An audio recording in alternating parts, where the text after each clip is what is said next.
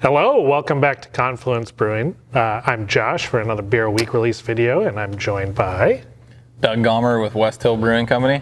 And Doug's here to join us because we're rebrewing a collab beer we did for our 10th anniversary, Days Gone By.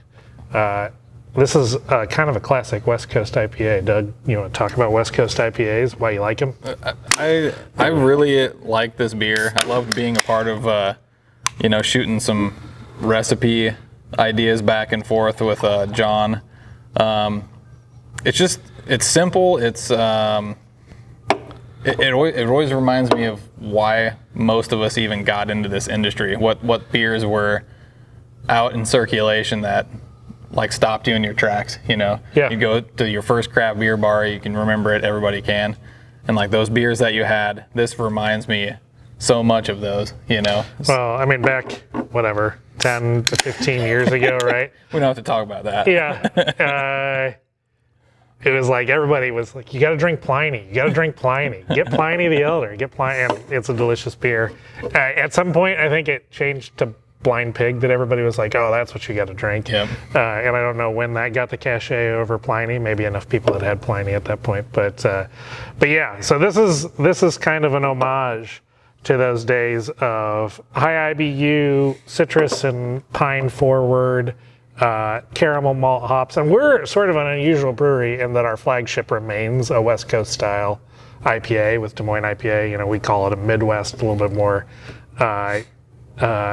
Bell's Two Hearted than Blind Pig, but in the same vein. So it's kind of unusual in this day and age, but just because we have the one that we make doesn't mean that we don't like making others. And this is a little bigger beer. Yeah, a little more teeth. It's for me, with all the experimentation and keeping things fresh, and the next big thing, the next fruited thing, whatever. I always love returning back to something relatively simple. Yeah.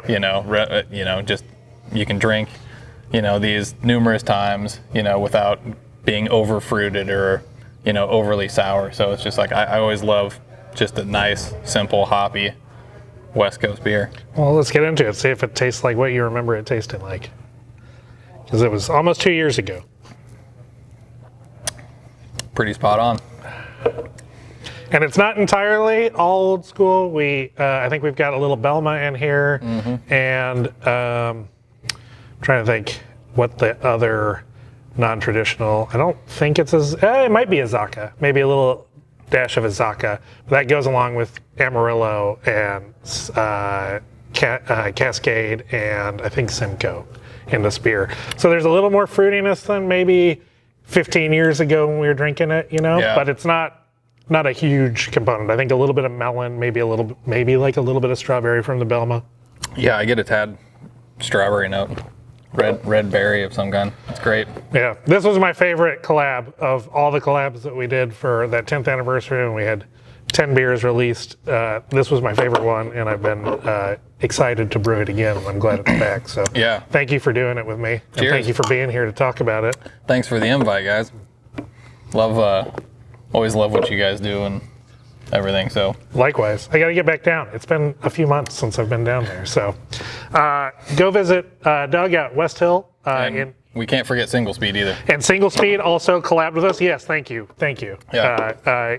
Unfortunately, couldn't be here today, but another collab partner on this beer, so we worked on it together. I think it's beautiful. I think you'll think it's beautiful. If you like hops, get down here this weekend and enjoy Days Gone By.